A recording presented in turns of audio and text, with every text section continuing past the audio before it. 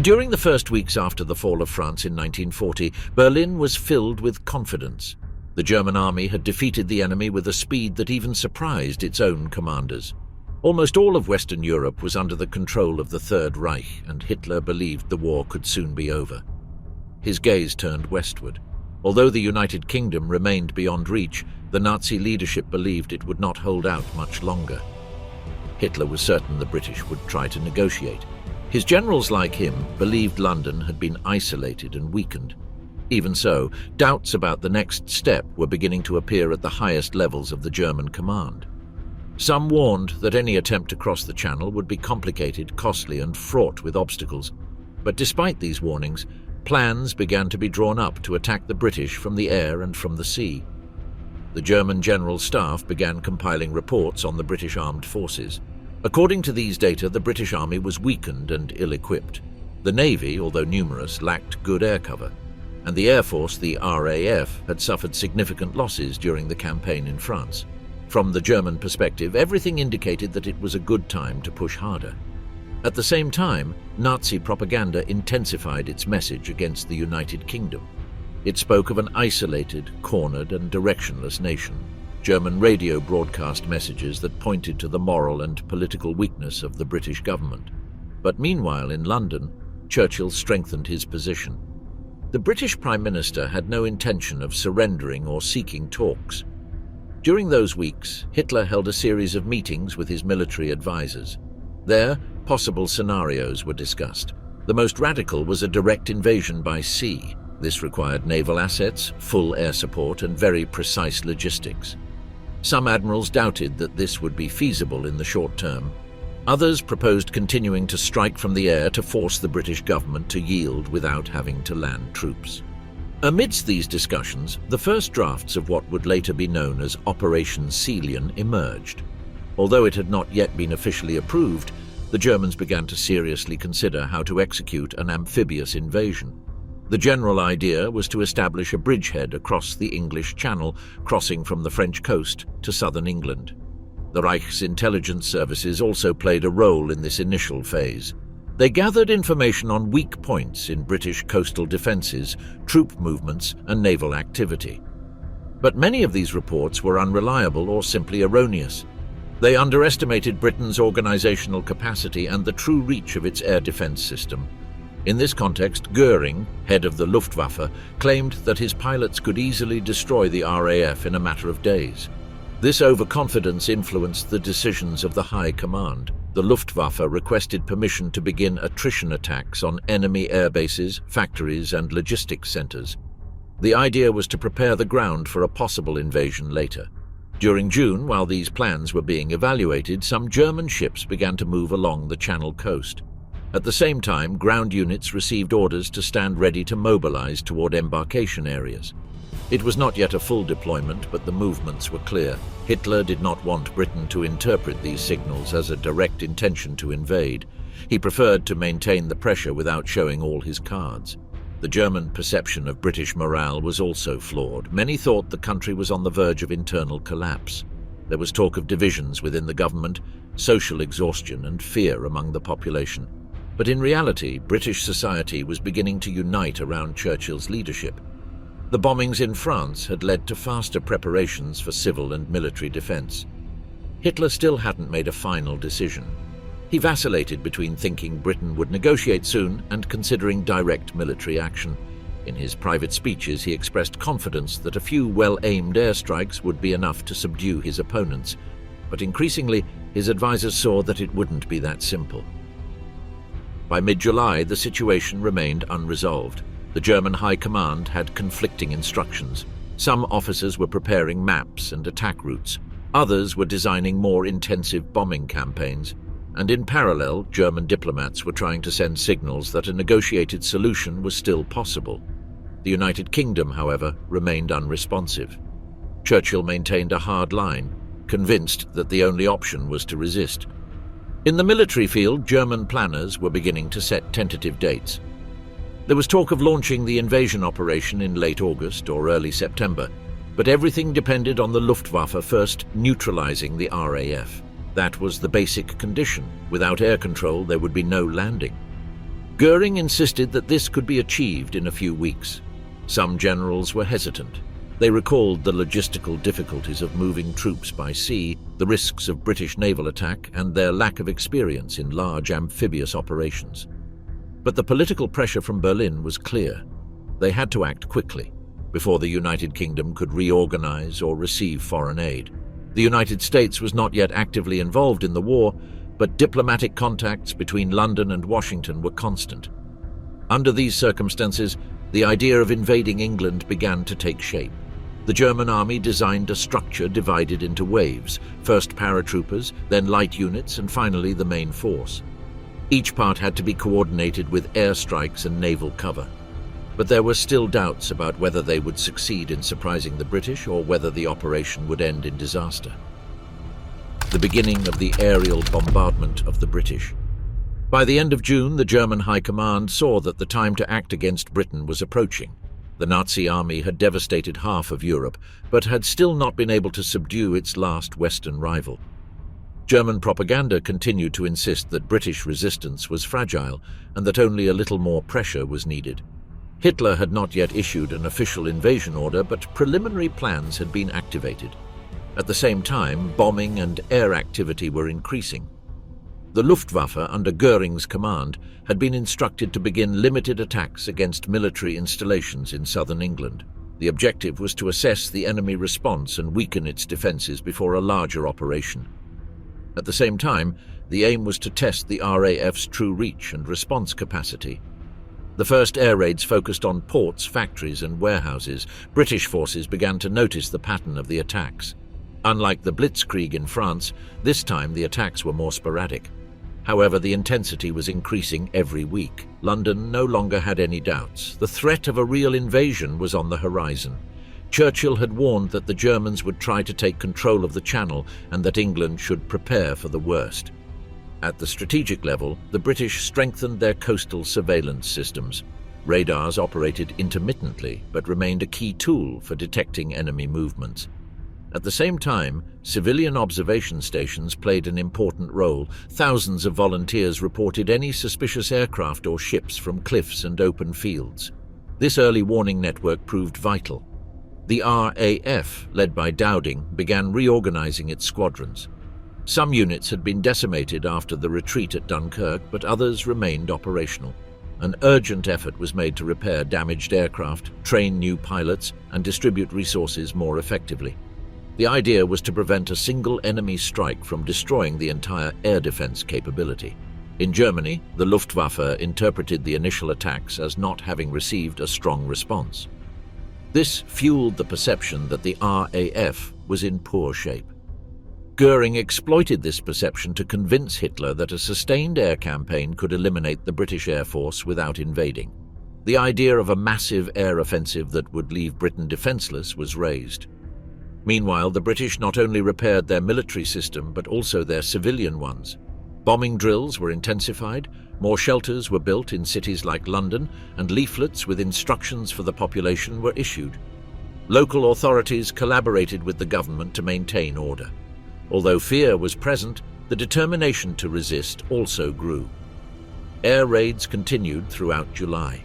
Some nights, the southern coast of England was illuminated by air defense searchlights as the guns attempted to shoot down German bombers. Not all attacks were accurate. Some shells fell in open fields while others hit inhabited areas. The civilian population began to notice that the war was close to home. Nazi propaganda exploited these bombing raids to announce that Britain's end was imminent. Messages spread, assuring that the next few days would be decisive. But in German military circles, not everything was reassuring. Some officers warned that the RAF was not defeated and that the British seemed to be reorganizing better than expected. In the Channel, naval activity also increased. German U-boats patrolled the nearby routes while heavy ships positioned for possible support maneuvers. However, the Royal Navy remained a considerable threat. The German High Command knew that any landing must avoid direct confrontations with the British fleet. The only way to achieve this was to control the skies first. The pressure on Hitler was mounting. Goering insisted that the key was air supremacy. If the RAF could be eliminated, then Britain would be defenseless. but other military leaders were not so sure. There were concerns about the attrition the Luftwaffe would suffer if the campaign dragged on. Furthermore, the invasion required enormous logistical preparations, which were not yet complete. During those days, Hitler began to speak more openly about Operation Sealion. Although it was not yet a formally approved plan, his advisors knew this was the direction he was taking. Units began to be mobilized toward northern France, fuel depots were established, and a search for vessels capable of crossing the Channel was underway. The German Navy, however, had many reserves. The Channel was narrow but also heavily guarded. Air raids served as a test to measure response times and evaluate safe routes. Key airfields in England also began to be identified for destruction with future waves of attacks. Goering requested a detailed report on the location of each RAF base. From there, a systematic attack strategy was designed to be executed in the following weeks. In London, Churchill analysed each new move. He knew the country could not compete with Germany in terms of aircraft or troops, but he trusted in its organisation and its ability to resist. He gave clear orders not to give an inch, maintain high morale, and prepare the population for the worst. Defence manuals were printed, ports were reinforced, and every citizen was asked to be ready to collaborate. The signs of an escalation were clear. In Berlin, Hitler had given instructions that the invasion could be launched as soon as air control was achieved. This set an unspoken deadline for the Luftwaffe. Goering knew he had only a few weeks to meet that objective before the weather made an amphibious operation impossible. The window was short and the pressure was mounting. The days passed and each German attack was responded to with greater precision by the RAF. Although they were losing planes, the British were also managing to shoot down enemy fighters and bombers. It was beginning to become clear that the battle would not be as simple as had been thought. Intelligence reports showed that the RAF was far from finished. The pilots were still fighting, and the production of new planes had not stopped. Through it all, the British civilian population remained steadfast. Train stations continued to operate, basic services were functioning, and the press tried to maintain calm. Talk of defeats was avoided, and cases of successful resistance were highlighted. Stories of pilots returning wounded but alive helped sustain morale. By the end of July, the situation had changed. What had initially seemed like a series of isolated attacks had morphed into a growing air campaign. The United Kingdom refused to budge, and Germany prepared for the next step. The idea of an all-out air battle was underway. The following month would be decisive. A decision of no return in Downing Street. As the threat of a German attack increased, the stance of no give-in strengthened within the British government. Churchill believed the country's will must remain steadfast. In meetings with his cabinet, he insisted there would be no agreement of any kind with Hitler. Any German offer should be ignored, regardless of whether it came disguised as a peace pact. The Prime Minister understood that part of success depended on controlling the narrative. Therefore, he paid special attention to radio. His speeches were carefully prepared to reach every home in the country clearly.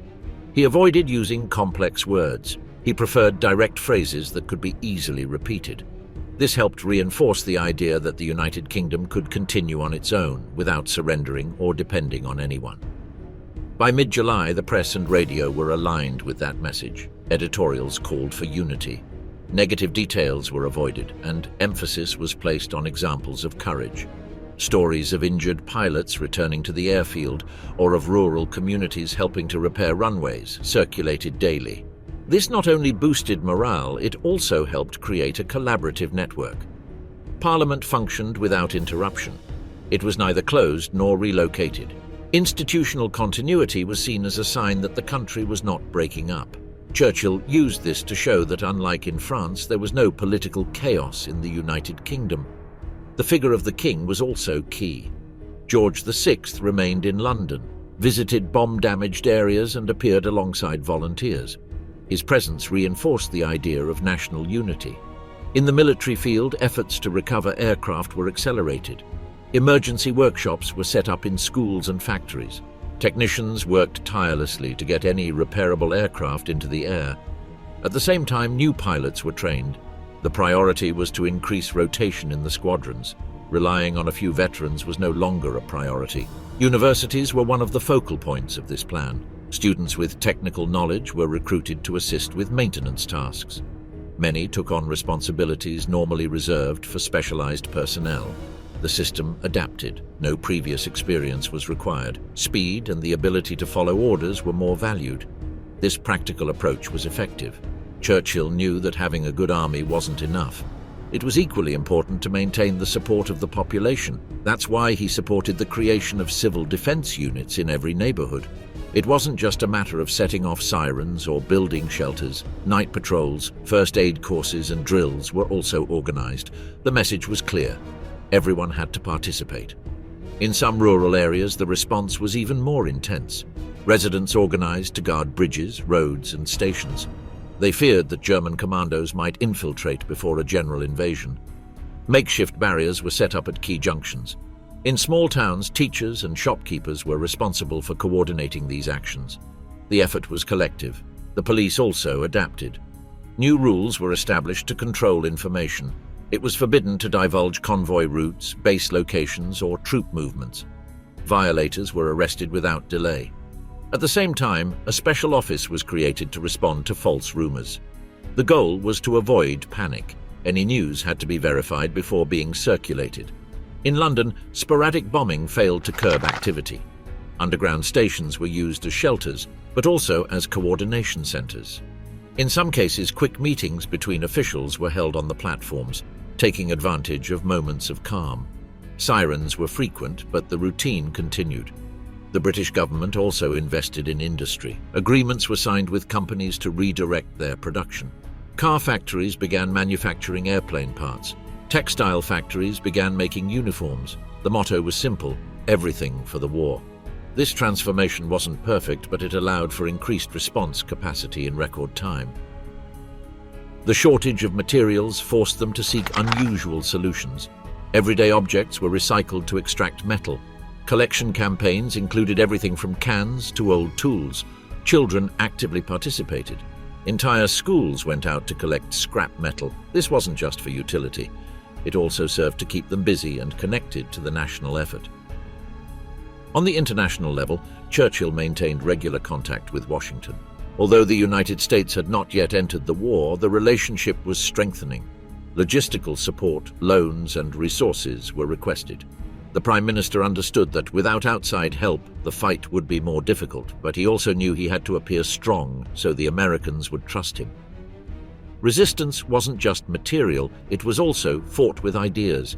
In universities, debates about freedom and dictatorship were promoted. Film series featuring patriotic films were organized. Culture became a tool. Theaters remained open, albeit with restrictions. Some plays were written for that specific moment. The message was the same: don't give up. By the end of July, signs of unity were visible. The defense network had expanded, the RAF was regaining strength, and the government remained in control. The threat hadn't disappeared, but the British response was underway.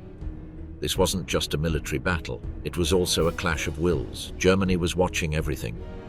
Reich spies reported that the British population hadn't broken. Radio stations recorded changes in the tone of speeches. There was no longer so much talk of fear, but of preparation. This development worried some sectors of the Nazi leadership. They feared that if the invasion was delayed, the advantage would be lost. In Berlin, debates about the feasibility of crossing the Channel intensified, but meanwhile, Britain was taking firm steps. The country hadn't collapsed after France's withdrawal. On the contrary, it seemed more united. The decision to resist wasn't just political, it was practical, everyday, and shared by all levels of society. Hitler's secret steps to take England. Hitler began to seriously consider the idea of entering Britain by force. Up until that point, he had left open the possibility that the British would surrender on their own, but when that wasn't happening, he opted for a more direct route. The plan was beginning to take shape, and his military advisors set to work to make it viable. The project was called Operation Celian. It wasn't something improvised, but neither was everything worked out. What was known was that it had to be done quickly before the summer was over. Hitler was convinced that the opportunity created by the fall of France could not be missed. The distance between Calais and the English coast was short, and if the Luftwaffe controlled the skies, an invasion would be possible. The army chiefs weren't completely sure. They knew it wasn't like invading Belgium or Norway. The United Kingdom had a strong navy, and it wouldn't be easy to cross the Channel with thousands of unprotected men. Despite that, Hitler pushed the idea and gave them a deadline to present a concrete proposal. He wanted his troops to be able to cross in a few days if everything went well from the air. Meanwhile, German intelligence was working to identify possible landing points. The beaches between Dover and Portsmouth were discussed as prime options. They weren't the easiest locations, but they allowed for quick access from the mainland. Tides, winds, and enemy coastal defenses were also studied. It was a complicated calculation, but it had to be done if they wanted to invade. The Naval Command expressed many doubts. They knew they didn't have enough suitable vessels to transport entire divisions. Furthermore, they feared the Royal Navy would attack the convoys before they reached land, so they proposed using adapted commercial ships, river barges, and even small boats that could be chained together to transport troops and vehicles. The solution was unorthodox, but there was no better one at the time. The problem was time. Modifying the ships and training the crews would take weeks. And if the weather worsened in September, the plan was in jeopardy. Even so, Hitler wanted to keep the option alive. He ordered the concentration of resources to begin near the ports of northern France. The army was tasked with mobilizing divisions to the embarkation area. Camps were established and fuel, ammunition, and supply depots were built. The selected units included infantry, light artillery, and some motorized formations. Heavy tanks were not to be used in the initial phase because they were difficult to land without safe harbors. Meanwhile, the Luftwaffe was to be tasked with neutralizing the RAF. This was the number one condition for the plan's success. Without air dominance, there could be no progress. Goering was given the responsibility of eliminating British fighters and destroying enemy airfields. In return, Hitler promised that he would not launch the invasion without his approval. The German leadership believed the RAF was stretched to its limits. They believed that with a sustained air campaign, they could put it out of action in a few weeks. This assessment was risky because it underestimated Britain's resilience. But at that time, confidence in German technical superiority was high. Goering, above all, was convinced they could achieve it. Preparations continued. Models of coastal defenses were manufactured to train troops. Landings on Baltic beaches were rehearsed. Engineers developed portable bridges and ramps. Detailed maps of southern England were also printed with indications of roads, rail junctions, and strategic warehouses. It was a complex operation, but it was already underway. Counterintelligence services were tasked with preventing information from leaking. Movement restrictions were imposed in French ports. Soldiers were not allowed to speak to civilians. Even within the army, only a few knew the full details of the plan. The element of surprise was to be maintained, although in London they already suspected that something big was afoot. In the political circles of the Third Reich, the idea of invading England generated enthusiasm. It was seen as the final step toward controlling Western Europe. If achieved, Hitler would emerge as the continent's great victor. Some thought that after that, the United States would stay out of the situation and the war would soon be over. But others warned that it was a risky gamble. Hitler himself was obsessed with the details of the plan. He demanded daily reports, inquired about the progress of preparations, and wanted to see photographs of the available ships. He visited bases in northern France to personally review their positions. Although his approach seemed practical, he also displayed an impatience that worried his generals. At the same time, reconnaissance flights over England intensified. The Luftwaffe used planes with special cameras to take images of roads, factories, and airfields. These photos were analyzed by experts who produced maps and three-dimensional models. The goal was to understand every corner of southern Britain before setting foot there. The pressure was great.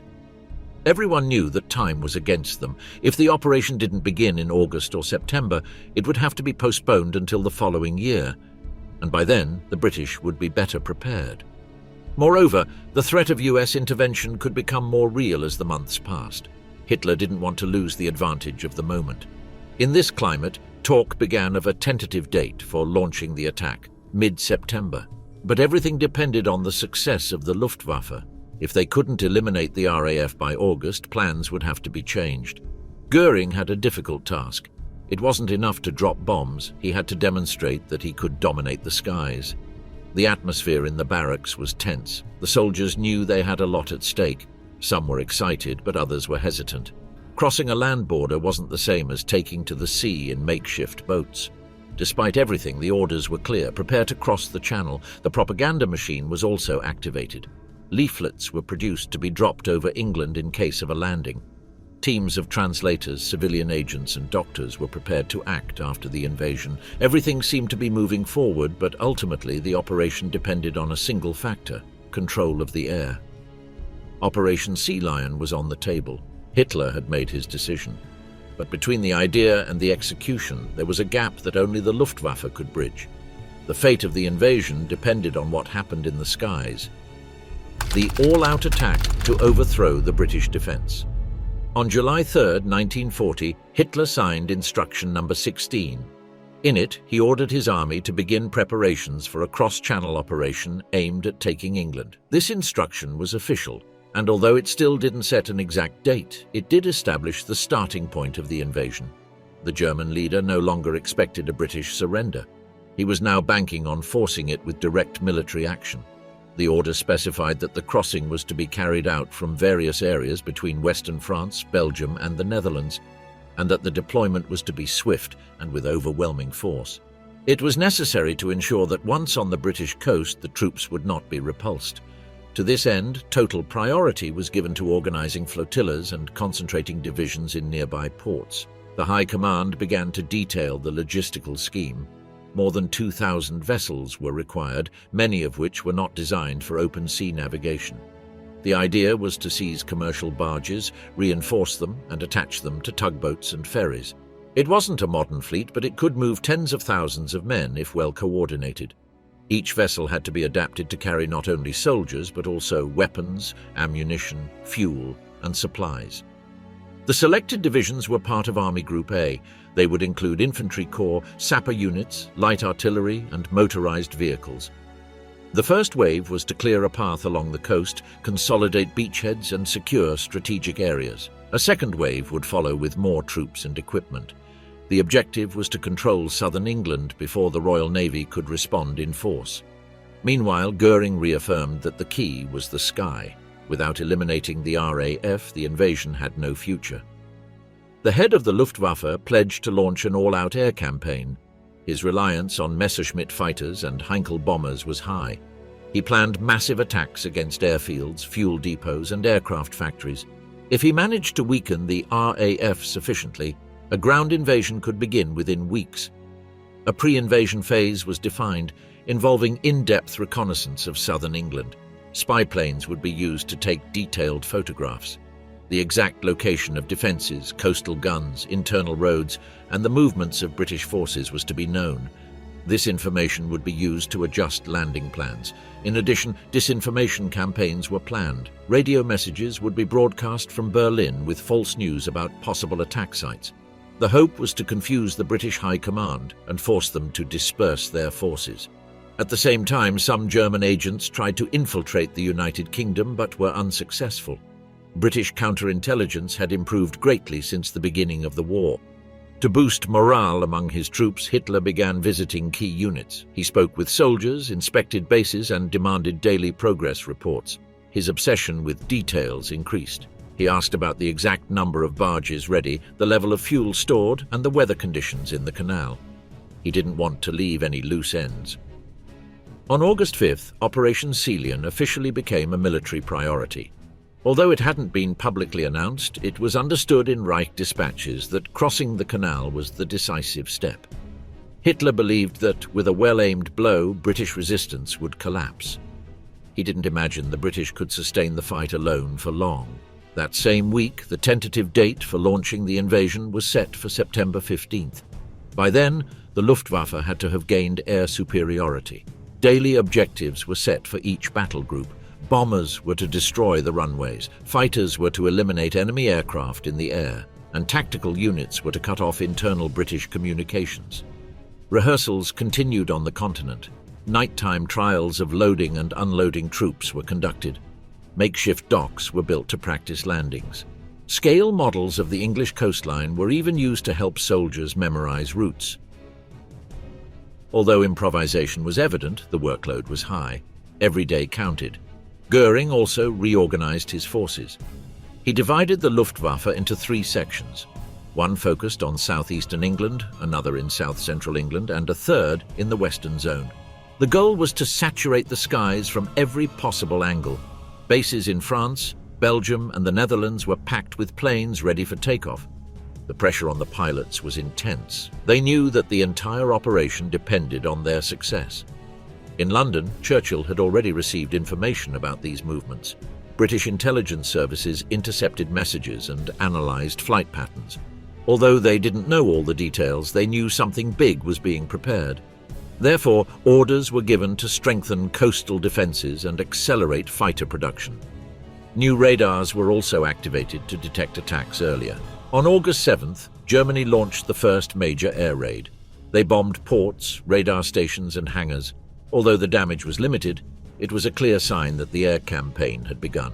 From then on, the pressure increased every day. Sirens sounded in multiple cities. British fighters took off relentlessly. Despite the attacks, the RAF held firm. The losses were real, but so was the ability to respond. Mechanics worked day and night to repair damaged planes. Pilots took turns with little rest. And the factories, although attacked, continued producing. This resilience began to worry some German generals. On August 13th, Adlertag, the Day of the Eagle, was launched. It was the first attempt to completely destroy the British Air Force. It was hoped that with a massive offensive, the objective would be achieved in 2 or 3 days. But the weather interfered. Some squadrons did not take off in time, and the British defences responded more forcefully than expected. There was no collapse as Hitler had hoped. Despite the setback, Hitler did not back down. He kept September 15th as the deadline. If the skies were not controlled by then, it would have to be cancelled. But he was still confident. He believed the RAF was weaker than it appeared. That insistence led him to authorize more attacks, even on civilian areas, hoping to break enemy morale. The gamble was off. Operation Celian depended on the air. Hitler had risked his prestige, his resources, and his confidence on an offensive that posed more risks than guarantees. The channel was ripe for crossing, but the skies wouldn't budge. French ports become the base for the assault. With the air campaign still underway, the German army continued to gather resources in the ports of northern France. By mid-August, the area between Boulogne, Calais, and Dunkirk was filled with barges, tugs, cranes, and trains unloading military equipment day and night. Every dock was occupied, and units took turns practicing embarking vehicles and soldiers under realistic conditions. German engineers adapted river barges to withstand the canal's swell. They welded metal reinforcements, added makeshift ramps, and tested pulling combinations to move them in groups. Tests showed that many craft were unstable, but there was no time to manufacture alternatives. Mechanics also worked to convert old ferries and civilian ships into troop transports. The entire effort was urgent. Selected infantry divisions began moving toward the coast in secret. Camps were set up with tents, mobile kitchens, and communications centers. Troops received constant instructions on how to embark quickly. The training was repetitive but necessary. Any mistake during the crossing could cause chaos. The commanders of each unit reviewed the order of entry, sailing times, and the cargo each convoy should carry. The barges were divided into flotillas. Each flotilla had a defined route and an assigned landing point on the English coast. The plan was to divide the attack into several sectors south of England, with the aim of confusing the British defences and hindering their response. Despite the rehearsals, doubts remained about the improvised fleet's ability to survive the crossing. The weather was another pressing factor. The Channel's tides could become unpredictable in the autumn, and if the invasion didn't happen soon, it would have to be postponed until the following spring. Hitler didn't want to wait that long. Every day he requested weather reports and data on waves, visibility, and wind speed. The forecasts were studied like battle reports. Artillery was also deployed to northern France. Heavy guns were aimed at the canal to cover the advancing convoys. From some positions, shells could reach the English coast. This supporting fire was expected to deter the British Navy or help slow its intervention.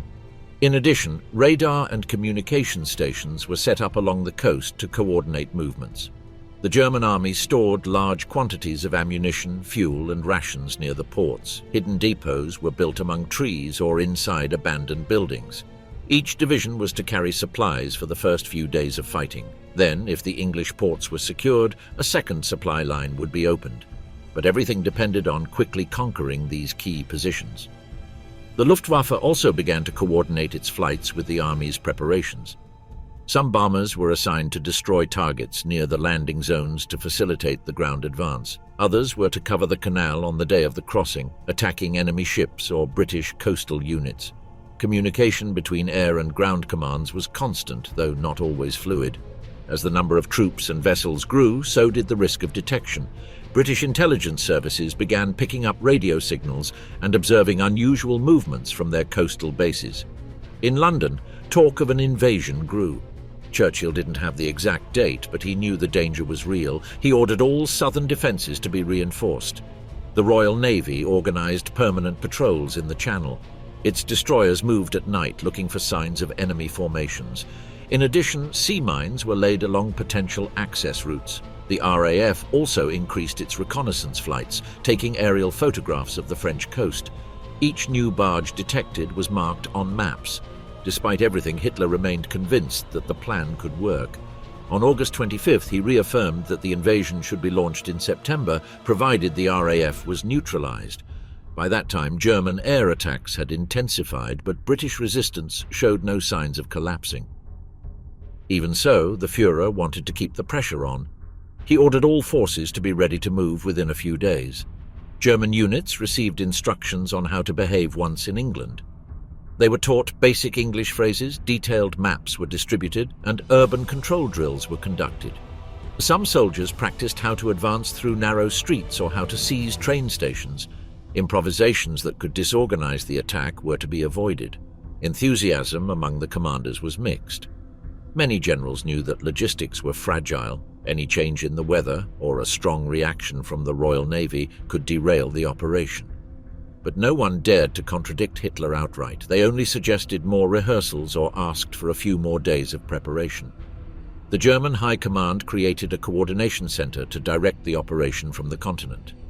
From there, communications, route changes, and real-time decisions would be handled. Direct telephone lines were set up with the flotillas and division commanders. Coded signals were also prepared to give the final order to sail. The English Channel seemed calm, but below, the largest invasion attempt in recent history was brewing. Tens of thousands of soldiers waited for the signal to embark.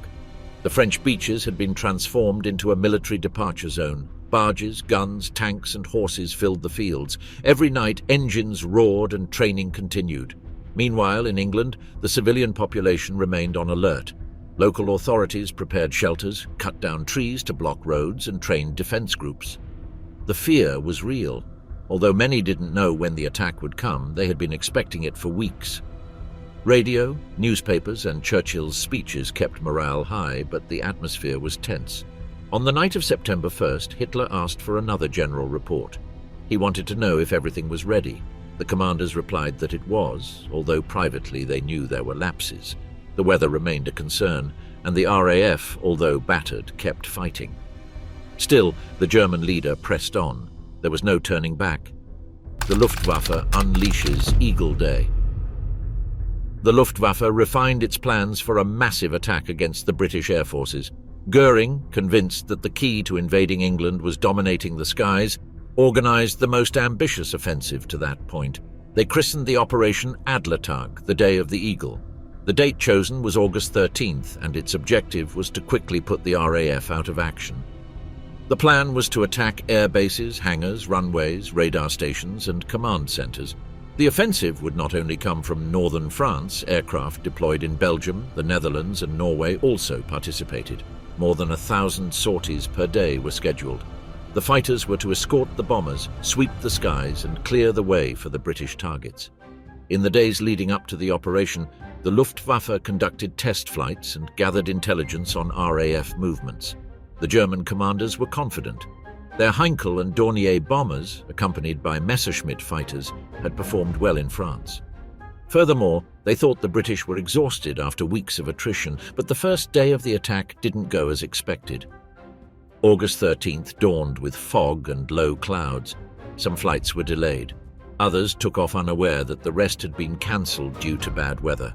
There was confusion in the signals. Several formations reached their targets alone and were easily shot down by the RAF. Coordination broke down. Even so, some waves hit bases in southern England. At Manston, Southampton, Eastchurch and other stations, the damage was real. Several hangars burned, some aircraft were disabled, and the runways were pockmarked with craters. But the British hadn't been taken by surprise. The sirens worked in time, and fighter command fighters scrambled to intercept. The RAF proved it was not as weak as the Germans had believed. Despite the losses, their squadrons remained responsive. The British pilots, many of them very young, displayed discipline. Fighter tactics were adapted to each attack. Group formations, altitude changes, and faster radio communication were used. The weather continued to hamper German plans. On August 14th and 15th, there were also thick clouds in some areas. Despite this, Goering insisted on continuing. He wanted to show quick results. He believed that if the RAF lost at least a third of its fighters, it would be unable to defend London. Therefore, on August 16th, another massive wave was launched.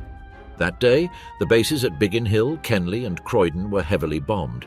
On the ground, repair crews worked tirelessly. They had barely finished filling one crater when another attack arrived. The anti-aircraft defences worked better, but they couldn't cover all areas at the same time. Each British squadron had to hold its own. The German pilots noticed that the enemy wasn't falling. Many thought the RAF was already defeated, but the fighting remained just as intense. Each sortie was exhausting. Some squadrons lost more than half their aircraft in a single day. Despite this, the attacks continued day after day. On August 18th, the Luftwaffe mounted one of its largest bombing raids. The objective was to definitively break the British air defence system. That day, there were more than 3,000 individual engagements in the sky. Many remember it as one of the toughest days of the entire battle. More than 120 aircraft were lost on both sides.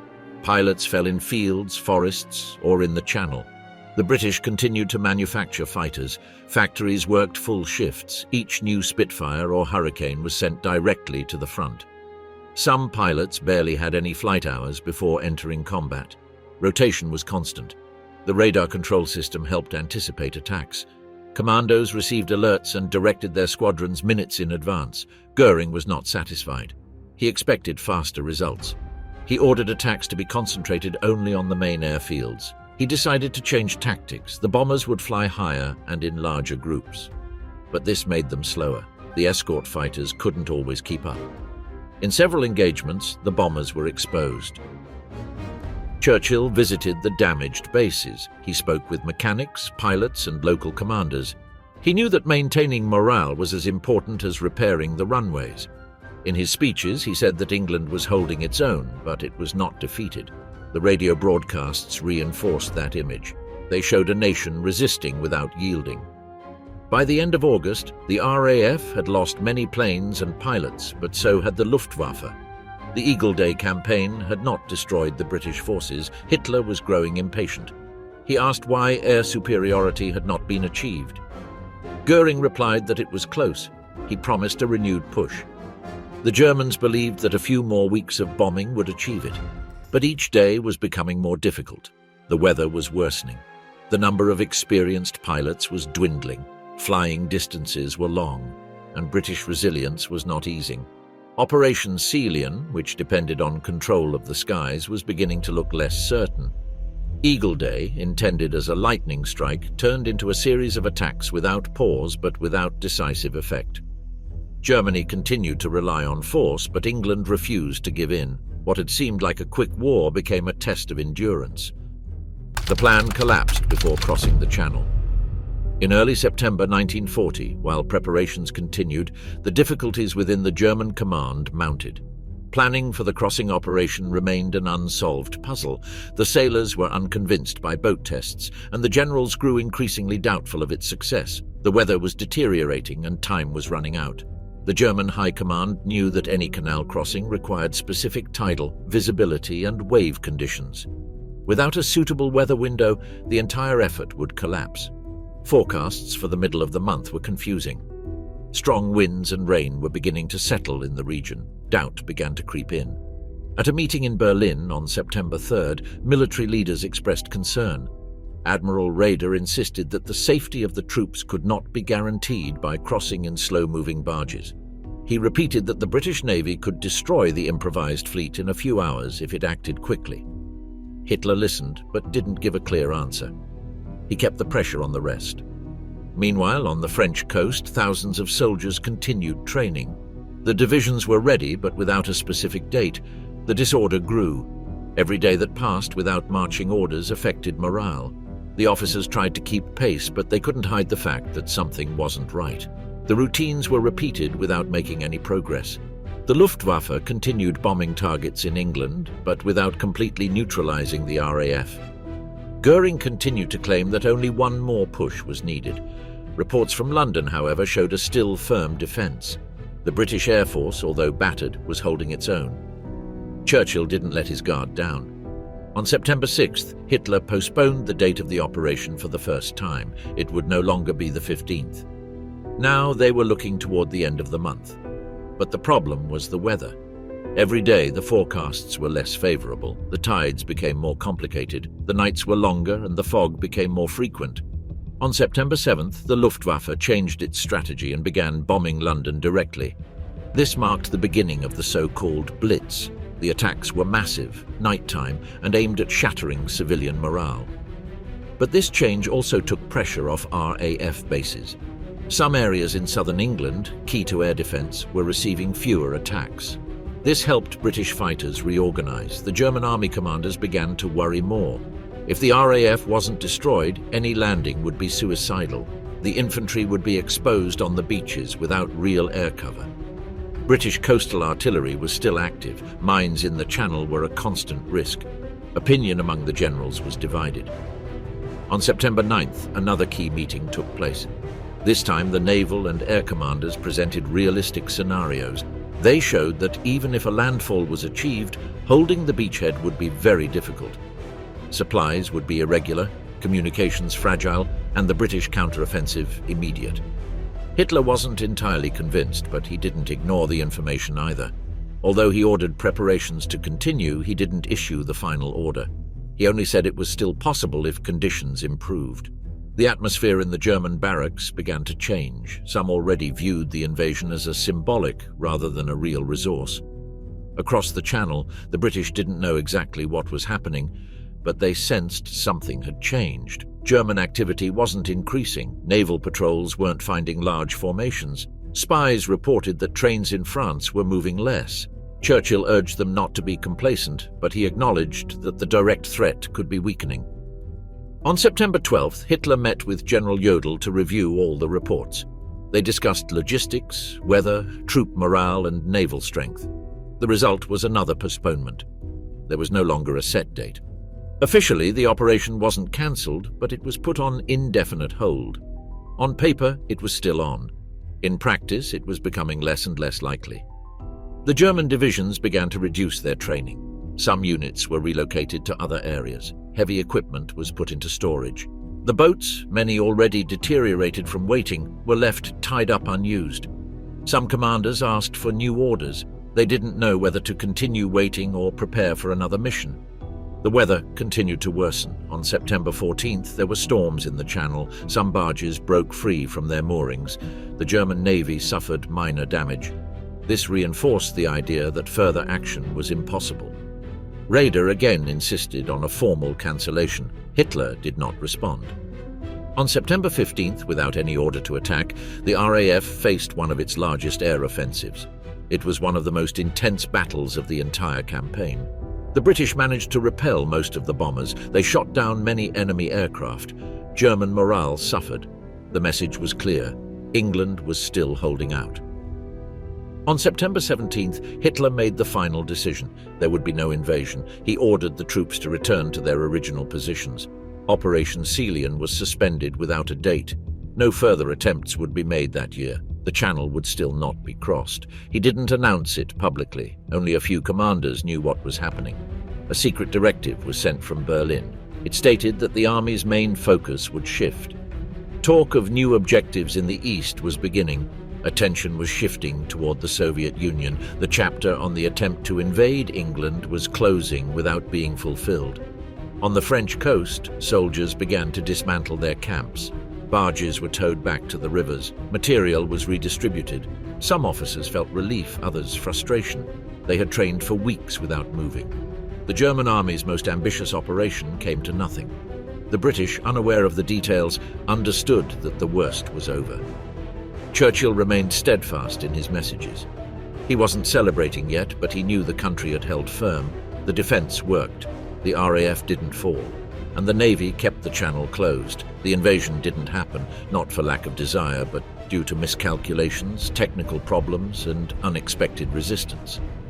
It was a British victory without a single enemy soldier on its beaches. The assumed failure that no one wanted to put in writing. After weeks of tension and waiting, on September 17, 1940, Hitler ordered the indefinite suspension of Operation Celian. He did so without an official announcement, without speeches or public explanations. For many in the German military, the decision was understood as a tacit acknowledgement that invading Britain was no longer viable. That morning, the High Command received the order through internal channels. The activity that had been ongoing for weeks in the ports of northern France began to slow down. Troops were returned to their previous positions. The boats assembled for the crossing were withdrawn or abandoned. The training camps were emptied. The idea of a massive channel crossing was no longer in the plans. The plan, which had been presented as possible if air superiority was achieved, now seemed illogical. Luftwaffe reports indicated that the RAF had not been destroyed and that British resistance remained intact.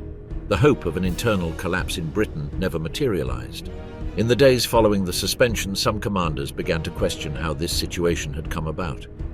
Several staff officers pointed to a lack of coordination between the Army, Navy, and Air Force commands. The lack of a unified strategy, logistical improvisation, and overconfidence had led to the failure of a project that was never ready for execution. Internal Wehrmacht documents referred to a postponement, not a cancellation. But everyone knew that autumn and winter would make any amphibious operation impossible. The window of time for an attack had closed. As the days passed, it became clear that it would not be resumed. Priority was beginning to shift eastward. In Berlin, Hitler's attention quickly shifted. He began to speak frequently about the Soviet Union. Plans for territorial expansion in the east were gaining momentum. The failure of the invasion of Britain was rarely mentioned. It did not fit with the image of strength the regime wanted to project. For this reason, public statements on the subject were avoided. Goering, who was responsible for achieving air superiority, attempted to justify the outcome. He claimed that his forces had hit the RAF hard, but lacked the logistical support necessary to completely destroy it. Other generals were more critical. They argued that the bombing strategy had been diverted by attacking cities instead of continuing to focus on air bases. The Naval High Command, for its part, had always been skeptical. From the outset, admirals warned that without control of the seas, any attempt to cross the channel would be vulnerable. The British fleet was still vastly superior in numbers and operational capability. The improvised transport barges offered no security against a counterattack from the sea. In the occupied areas of France, the change was also noticeable. Soldiers who had been mobilized for the invasion were transferred to other locations. Some units were sent on occupation duties. Others began preparing for a possible campaign in the east. The resources accumulated for the operation were redistributed. The factories that had been working flat out to manufacture vessels or special equipment for the crossing received new orders. It was no longer a matter of preparing for a seaborne invasion.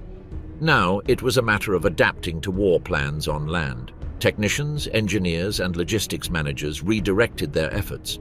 In London, news of the postponement did not become known immediately. The British government remained alert for any signs. Intelligence services intercepted some messages indicating changes in German plans, but there was no direct confirmation. Churchill remained on alert at all times. He knew that a withdrawal did not mean the end of the threat. The British government took advantage of the pause to strengthen its defences.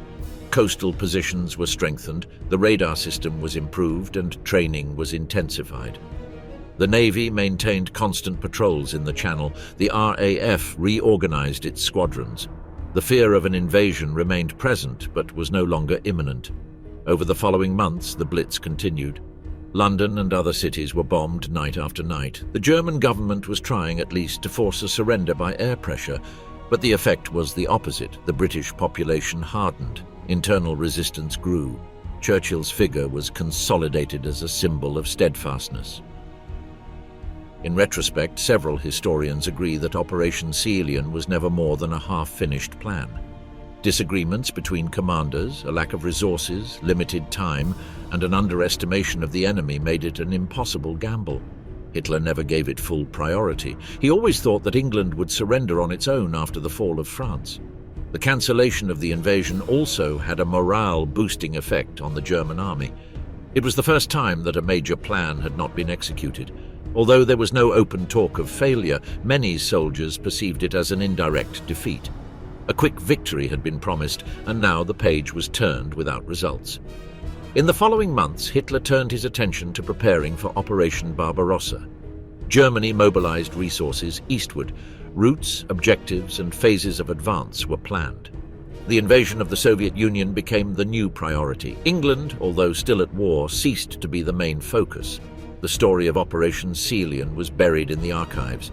No analysis meetings were held, nor were detailed reports written for the public. It was a campaign that never happened, a threat that dissolved without a single German soldier setting foot on British soil. The battle for Britain became, instead, a symbol of resistance. A single nation, faced with the might of the Third Reich, had resisted. The cancellation of the invasion was seen as a strategic victory. It wasn't just a military matter. It was a demonstration that Germany could fail. And that changed the international perception of the conflict. The Channel remained a barrier. The Luftwaffe didn't cross it. Troops didn't land. The plan was shelved. Hitler never tried again. Britain survived. The English Channel that the Nazis were never able to cross.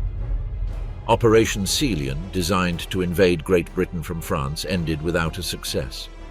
From the beginning, the plan suffered from problems. There was never any real coordination between the branches of the German military. While some talked about crossing, others hesitated. No one seemed to have complete control of the operation. The German Naval Command lacked confidence in protecting the vessels that would carry the troops. They lacked command of the sea. British mines, the enemy fleet, and a lack of experience with landings complicated everything. Makeshift boats were useless for an operation of that scale. Raeder warned early on, but he was ignored. Goering said the Luftwaffe would be enough to crush the British from the air. He thought that without the RAF in the skies, the crossing would be easy, but he failed to eliminate it. The RAF held out with fewer pilots, fewer planes, but more organization. German strategy changed too often. They went from attacking air bases to bombing London. This gave the British time to recover. Meanwhile, the army trained in France, awaiting the order. The troops were ready in numbers, but without a clear plan. The exercises were repetitive, morale was eroding. Without a definite date, everything seemed at a standstill. The generals knew that autumn would bring bad weather. Each passing week narrowed the options. On September 15th, the RAF shot down a large number of German planes. It was the high point of British air defences. For many in Germany, this showed that air superiority would not come. 2 days later, Hitler called off the invasion. He didn't officially cancel it, but everyone understood it wasn't going to happen. The Nazi regime never publicly acknowledged the failure, they simply stopped talking about it. In their communiques, they kept saying that everything was going according to plan. In reality, they had abandoned the idea. Attention began to turn eastward. The Soviet Union became the new target. Churchill, for his part, didn't immediately celebrate. He knew the danger hadn't passed. The Blitz continued. London and other cities were bombed every night. But the invasion was no longer a close threat. British coastal defences remained, but with less strain. The cancellation of the operation was a signal. Germany was not invincible. Until then, they had won every battle. But they could not force England to surrender, and they failed to invade it. It was a defeat without ground fighting, but a defeat nonetheless. In the following months, military analysts began to review what went wrong. Many agreed that there was never a realistic strategy. The enemy was underestimated. It was believed England would fall quickly. It was thought that scaring would suffice, but the country held on. Others criticized the lack of firm leadership.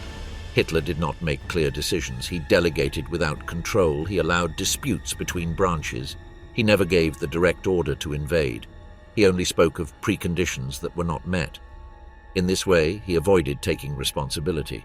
From a logistical standpoint, the operation was very difficult. Germany had no experience with amphibious invasions. The vessels were slow, poorly protected, and poorly handled. The rivers and canals used to transport troops were clogged. There was no quick way to cross the channel safely. On land, the British were better prepared than previously thought. They had organized a civil defense network, fortifications and troops ready to respond. The British military command was on constant alert. Intelligence services helped anticipate movements. Radar served as a technological advantage. The Luftwaffe lost more planes than it could replace. The Blitz did not weaken British morale. On the contrary, it united the population. Factories continued to operate. New pilots were trained. British aircraft, battered, did not break. This surprised the German commanders.